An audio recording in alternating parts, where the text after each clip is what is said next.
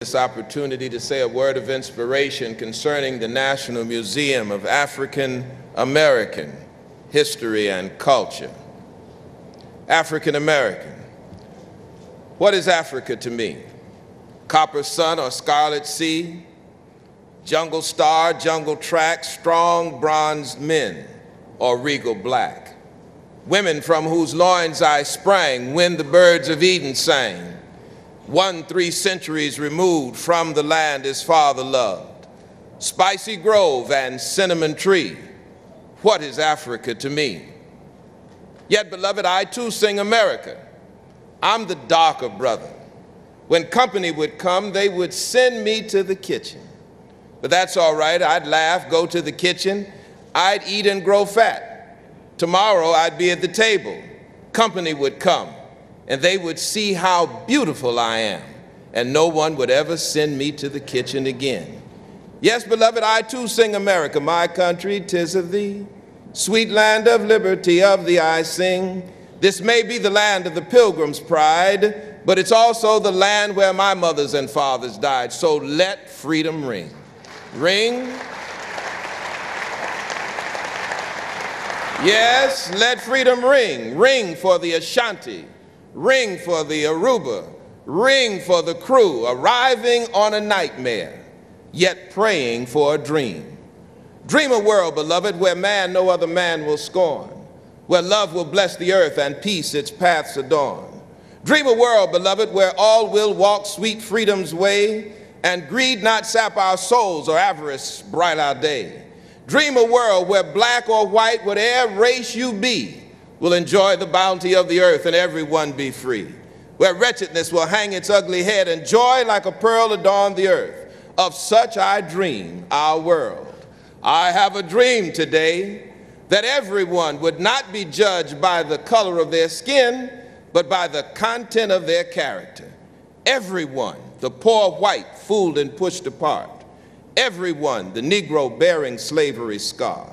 Everyone, the red man pushed from the land. Everyone, the immigrant clutching the hope that she seeks, but finding the same old stupid plan of dog eat dog and mighty crush the weak. Oh yes, I say it plain, America never was America for me, but yet I swear this oath, America will be. And America is becoming, because so many brave women and men have fought to preserve the integrity of the land of the free and the home of the brave. Oh, beautiful for heroes proved in liberating strife, Crispus Attucks. 200,000 sons of Ethiopia who gave their lives in order to hold the Union together. Heroes proved in liberating strife, who more than self their country loved, and mercy more than light. Dory Miller, the 369th Harlem Hellfighters, and of course the Tuskegee Airmen, who more than selves their country loved, and mercy more than life. America, America, may God thy gold refine, till all success, Barack Obama in the White House, till all success, Martin Luther King Jr. on the National Mall, to all success, the National Museum of African American History and Culture, till all success be nobleness and every gain divine. Shalom, salam alaikum, peace be unto you. God bless America.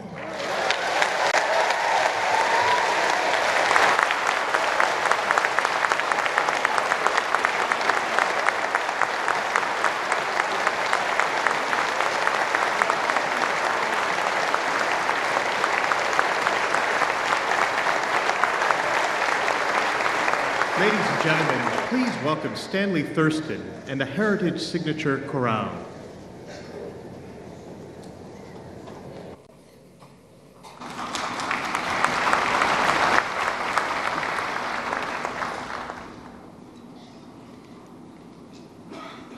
Music from the church has touched hearts and stirred souls for generations.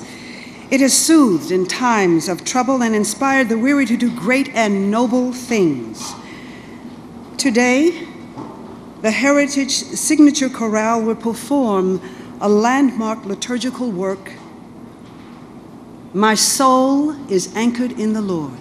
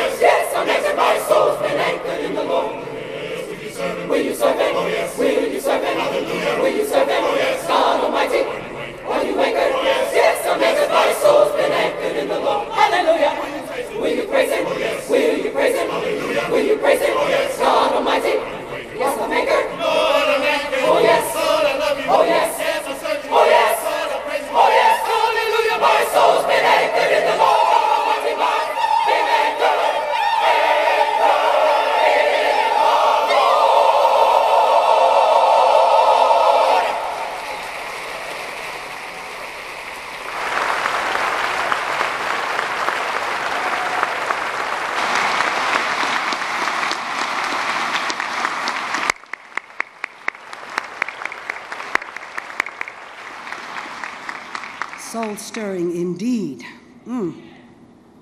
Yes. Creating the Smithsonian National Museum of African American History and Culture is a grand endeavor, and a grand endeavor necessitates visionary leadership with courage and a willingness to dream big. Well, such a leader has been guiding the development of this museum for 6 years. His efforts have brought us this moment, and his guidance will take us to the day when the National Museum of African American History and Culture opens its doors on this spot. Please welcome the founding director of this museum, Lonnie Bunch.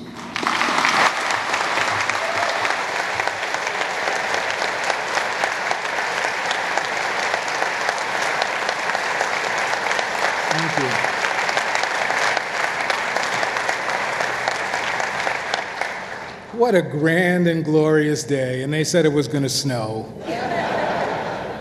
President and Mrs. Obama, members of Congress, the Smithsonian Regents, the Presidential Commission, the Museum's Council, distinguished guests, and dear friends.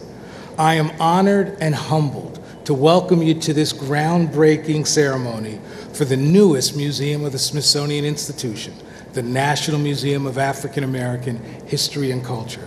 I just love to say that.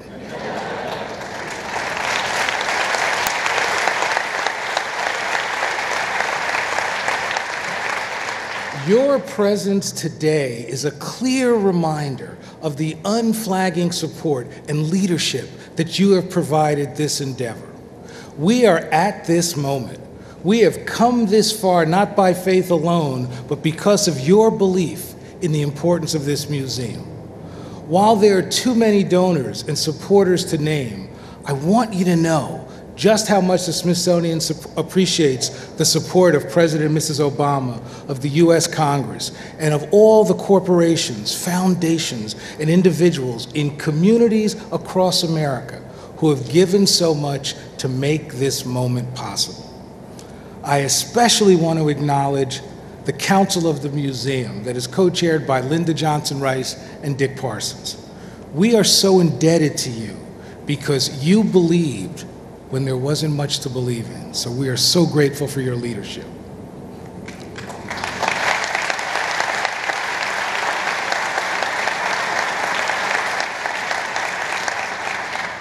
Today, in the words of Washington, D.C. poet Louis Alexander, we call the lost dream back.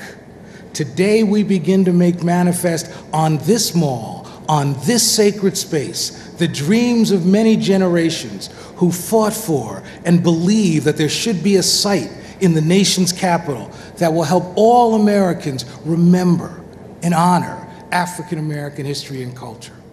But equally important to this vision was to need to make better all who visit the National Museum by using African American culture as a lens to more clearly understand what it means to be an American. So with groundbreaking, we mark a major milestone in the creation of this museum. A museum that, as the beloved historian John Hope Franklin used to always say to me, it must tell the unvarnished truth. Because this will be a museum that will have moments to make one cry or to ponder the pain of slavery and segregation. But it will also be a signature green museum designed by the gifted architectural team of Freeland Ajay Bond and the Smith Group, but a museum that soars on the resiliency of a people and will illuminate the joy and the belief in the promise of America that has shaped this community. This building will remind us that there are few things as powerful as a people, as a nation steeped in its history, and there is nothing nobler than honoring all of our ancestors by remembering the full, rich, and diverse history of America. And as with any endeavor of this sort, it has not been without challenges and difficult moments. But what buoys all who work on this project has been the support that comes from unexpected quarters, such as the man who shined shoes in a Texas airport, who said to me, while he's unsure exactly what would be in a museum, he hoped that this museum would be, in his words, it may be the only place where his grandchildren learn what life did to him and what he did to life.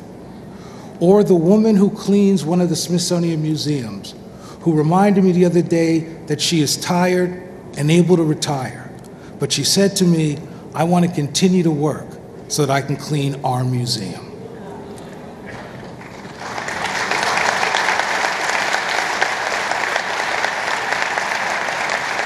So I would be remiss if I didn't thank the entire Smithsonian family for helping this museum make a way out of no way. The leadership of Secretary Clough and Richard Curran and the Regents, and I want to especially nod to my dear friend Patty Stonecipher for all her support. And thank you, Patty.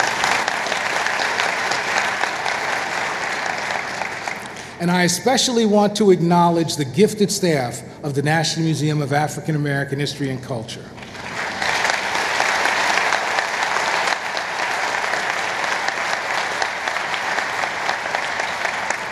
While I may stand in front of you, they do the work to make all things possible. During the Great Depression, historians were hired by the federal government to interview formerly enslaved African Americans. When 82-year-old Cornelius Holmes was asked if the experience of the enslaved still mattered, he answered, "Though the slavery question is settled, the race question